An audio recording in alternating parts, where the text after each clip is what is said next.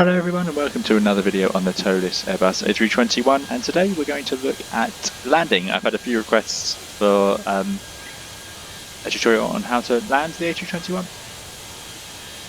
I am a real world Airbus pilot. I've got a few thousand hours flying the Airbus, so hopefully this can bring some more context to your home simulations. As I always say at the start of these videos, it's not for real world use.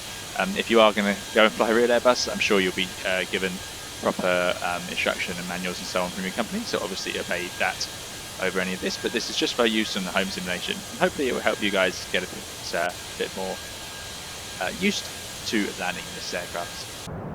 So we are downwind for runway 09 left at Heathrow, which is where we'll do our landing. It's an airport I've got scenery for, so hopefully it looks a bit nicer on the video.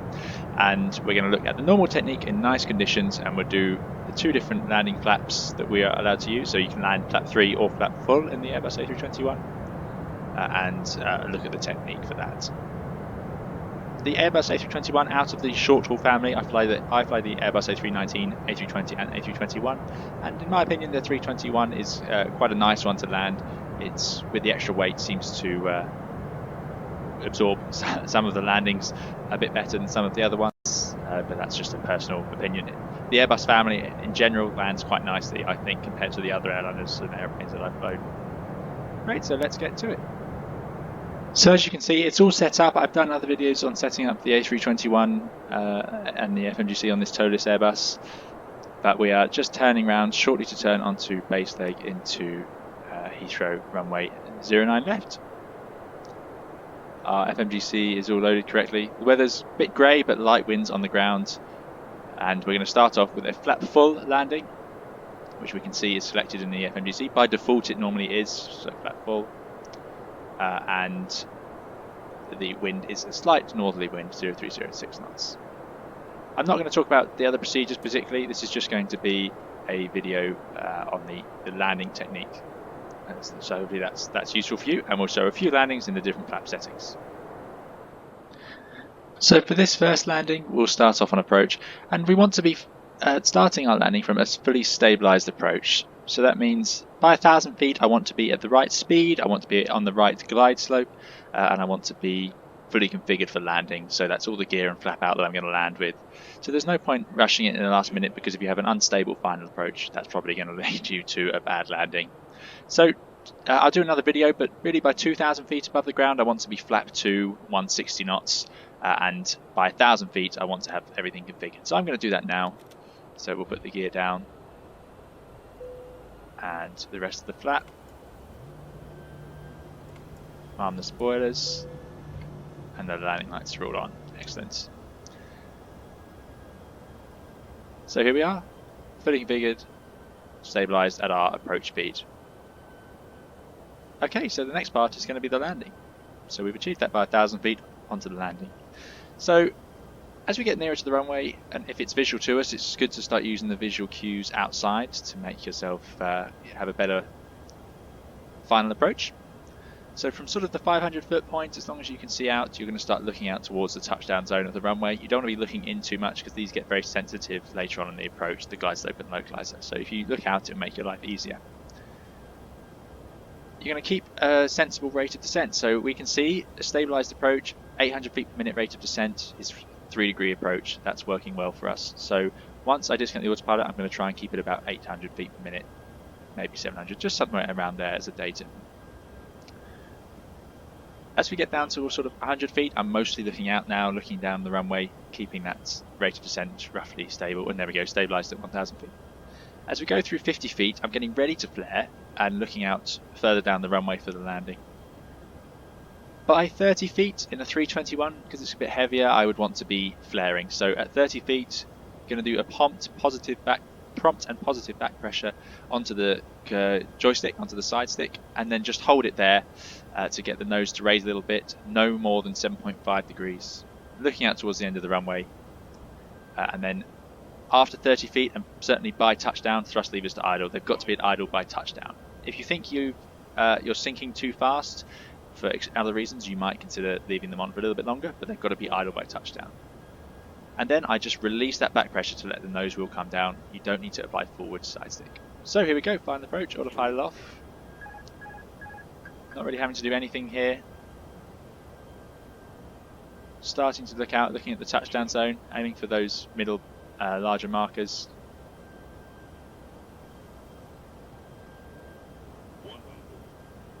Getting ready to flare. 50, 40, 30, retard. Idle. Hold it there. Hold it there. Touchdown. Now releasing that back pressure. Selecting the reverse. Letting the nose wheel come down. No need to apply full pressure. And there we go. Rolling out nice and gently. As we decelerate, we're looking for deceleration on the PFD. And we've got the auto brakes doing low. They come up with that decel light as well, but we're mainly looking for the airplane to slow down. Through 70 knots, you go to reverse idle. And now, as you get down to taxi speed, you're going to select forward idle. So I'm going to go to forward idle there. So reverse has gone. And use the manual brakes. At 90-degree turn off like this, you want to have the speed well under control. And there we go, that's it. That technique should work for you. So now I'm going to fly it again and give you another chance to see it, and hopefully it makes sense for you. First we'll look at the replay. It's just worth noting that these aren't all perfect landings. This is just to show you the technique that hopefully will make your landings more consistent in your home simulator. We're aiming to cross the threshold about 50 feet. You could be a little bit higher or a little bit lower, but it's about 50 feet across the threshold, and like I said, flaring by 30. Probably means you'll need to actually start inputting into the joystick slightly before 30 feet to make sure that you are already bringing the nose up at 30 feet to get the flare right. But as I said, that's from a stabilized approach. If you're slightly high, you may have to do something different to adapt to it. So here we are again on final. Pretty much the same conditions. We're looking at the touchdown zone, which you can see with those extra white markers in the runway. So we start to, when we go visual, we start to look into that area and start aiming the airplane into the touchdown zone where we want it to land. The bigger white markers you can see are the middle of the touchdown zone effectively. So that's what we want to do. If we don't manage to land within those white markers, we'll go around. On shorter runways especially, it can be very limiting. So you need to make sure you've landed by the end of that touchdown zone.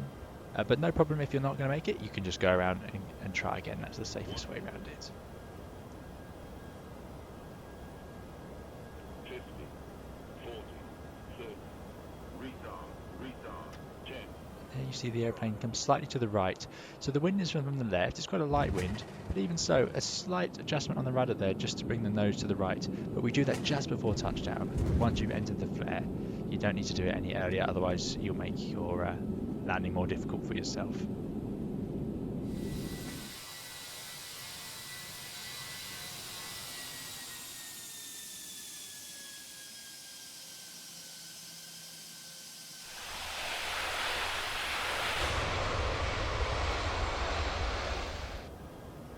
So next we'll look at a crosswind. So this is about 20 to 25 knots crosswind from the left.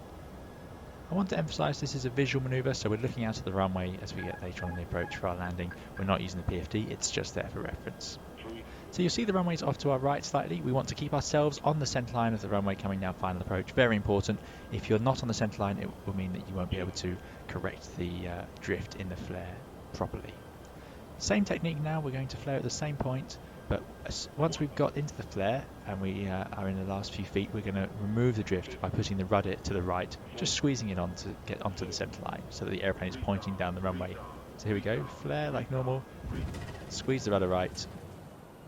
You'll notice a slight wing drop. I put the left wing ever so slightly down, that way we land on the upwind wheel, which is the interwind wheel, which helps keep that wing from lifting up. You may need to do that just to stop the airplane from drifting with the wind. So if I hadn't done that, in the flare the airplane may have started to drift to the right of the runway. So here we go again. So as I said, same technique, visually looking out, flare as usual, but squeezing that rudder just in the last few feet so that the airplane's pointing down the centre line. We can land with a little bit of drift still on, but only a few degrees, so you want to make sure you get as much drift off as you can. Once you've touched down, you'll need to hold that rudder in to keep the airplane travelling down the runway, because the airplane's going to want to turn into wind. As the wind is from the left today, it's going to want to turn to the left even after we've touched down.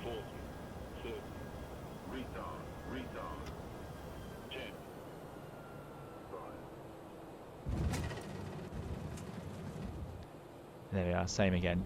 And you see even then the upwind wing, the left-hand wing, still wants to try and rise a little bit. Once you've touched down, you shouldn't need any aileron to keep the wings level. It's just before touchdown you may need a little bit to stop that wing from lifting.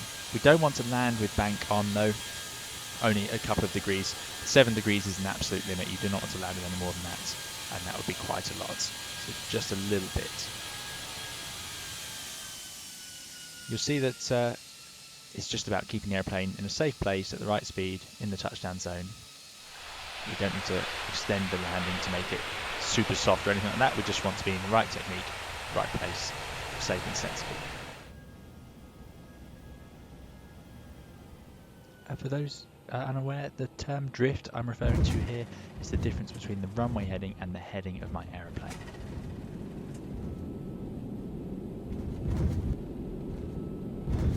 Okay, this time let's look at a flap 3 landing. So I've got flap 3 on the memo here, GPWS flap 3, because I've selected the landing flap 3 push button up here, and importantly in the MCDU I selected config 3, it gives us a new V approach 146, slightly faster. You'll see on the PFD it means that the green F stays on the scale, no matter. So what's different? Well, not much. Same looking out, flaring as we do, no more than 7.5 degrees on the pitch, and you might find it takes a little less flare because you've got a little more energy in the aeroplane. So that would be the main difference. So let's have a go. We'll fire it off.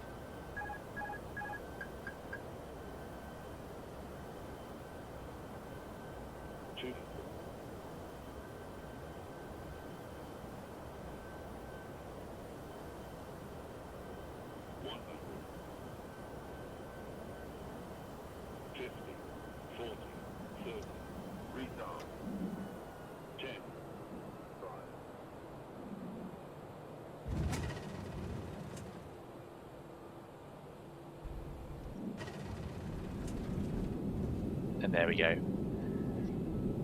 Again, that flare point is really by 30 feet, so it could be a bit later, it could be a bit earlier. It depends on how the final approach was going. If you feel like you're sinking too fast, you may need to do it slightly earlier. If you're coming in a bit low, then maybe it's slightly later. As you can see here, probably a bit of an overflare here, so the nose comes up, a bit too much, airplane levels off too much, so I relax the pressure slightly, let the nose come down just a bit. Never put the nose straight down into the ground obviously, or you have a heavy or a nose wheel landing, which we don't want. Now we're going to have a look at a night landing. So we're back at flap full again. Similar technique, in fact the same technique. The only difference is it might be slightly harder to judge outside the window, but we still have our radio altimeter callouts, and you'd be surprised with just the runway lights you could probably land using this technique even without the landing lights on the aeroplane. They don't tend to light up the runway much until very late on, as you'll see here, so it's all about using the other visual cues and the visual aspect of the runway in front of you. But the same technique, 50 feet over the threshold, flaring by around 30 feet, thrust levers to idle by touchdown.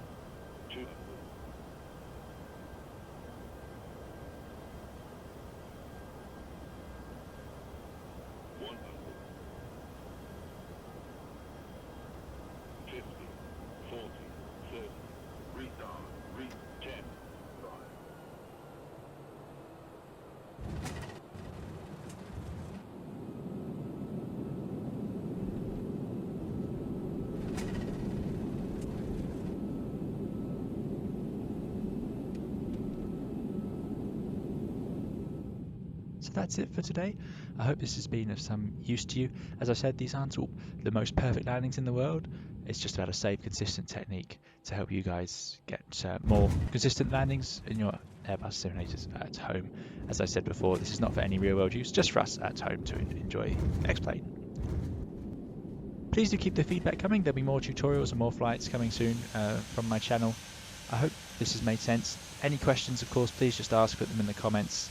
And hopefully see you again in another video very soon. Thank you very much for watching.